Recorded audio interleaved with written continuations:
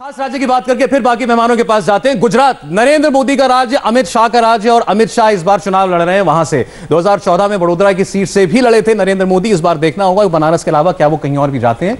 तो आप देखिए 26 में से 24 सीटें आज भी भारतीय जनता पार्टी को जाती हुई दिखाई दे रही हैं गुजरात के अंदर। इसके पीछे कौन कौन से फैक्टर्स काम कर रहे हैं इस पर हम बात करेंगे। कांग्रेस पार्टी 2 सीटें जीत सकती है। कांटे का चुनाव हुआ था गुजरात के अंदर और सैकड़ा ने छूने दिया था भारतीय जनता पार्टी को। इस बात का दम भरा था कांग्रेस पार्टी ने। और राहुल गांधी की सियासी इनिंग्स में एक किस्म की कप्तानी पारी जो देखने को मिली थी, शायद पहली बार कामयाब पारी, वो चुनाव हारने के बावजूद वो गुजरात के अंदर ही देखने को मिली थी। विनोद जी, गुजरात में पिछली बार 26 की 26, इस बार 24। देखिए, गुजरात प्रधानमंत्री नरेंद्र मोदी का गृह राज्य है और भाजपा अध्यक्ष अमित शाह का भी गृह राज्य है। अमित शाह खुद चुनाव लड़ रहे हैं गांधीनगर से। तो जाहिर है जब लोकसभा का चुनाव होगा और नरेंद्र मोदी की बात आएगी तो गुजराती सेंटिमेंट जो है वो तो सबसे ऊपर डोमिनेट करेगा, नंबर 1 प्रभावी होगा।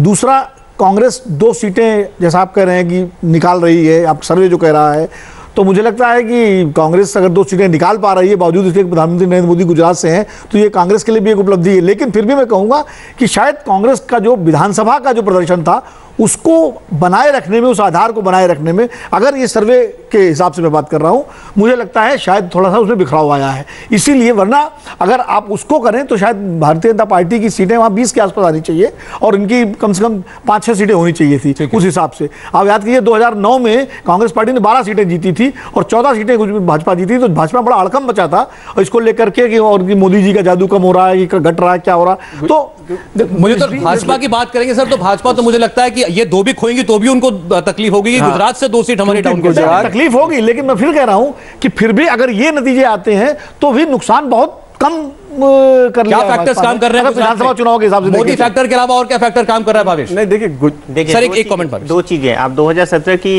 इलेक्शन को एनालिसिस की, बीजेपी भले ही सीटें हार गई लेकिन उसका वोट शेयर कम नहीं हुआ बल्कि बढ़ गया।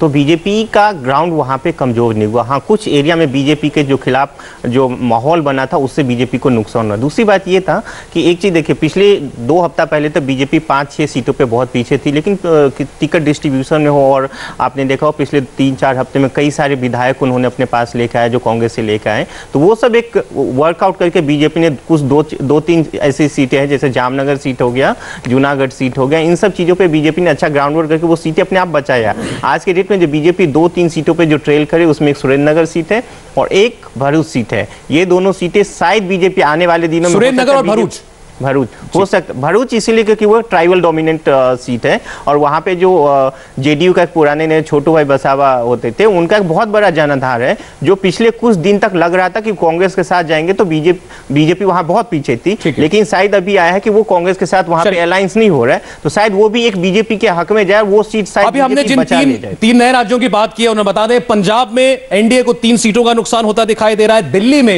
एक बार फिर वो जो क्लीन स्वीप की जो परफॉर्मेंस थी 14 की उसको दोहरा सकती है पार्टी, हमें ऐसा लगता है। और गुजरात के अंदर 2 सीटें और कम हो सकती हैं। इसके साथ ही अगर आप देखेंगे तो लगभग 20 सीटों का नुकसान इन राज्यों में जिनकी हमने अब तक बात की है भाजपा को, एनडीए को होता हुआ दिखाई दे रहा है। एक बार फिर टैली पर आपकी निगाह हम ले जाना चाहेंगे। अब तक कितनी सीटों का सर्वे हमने दिखाया और उसमें कितना अंतर जो है 2014 की तुलना में आ रहा है आपके सामने। 136 सीटों का सर्वे आ चुका है। 136 सीटों की बात हम इस वक्त आपके सामने रख चुके हैं। 543 में से और 98 पर एनडीए, ये सेंचुरी के करीब पहुंच रहा है एनडीए। 35 पर यूपी आगे है और 3 पर अन्य। इस पर अपनी निगाह आप जरूर रखिएगा।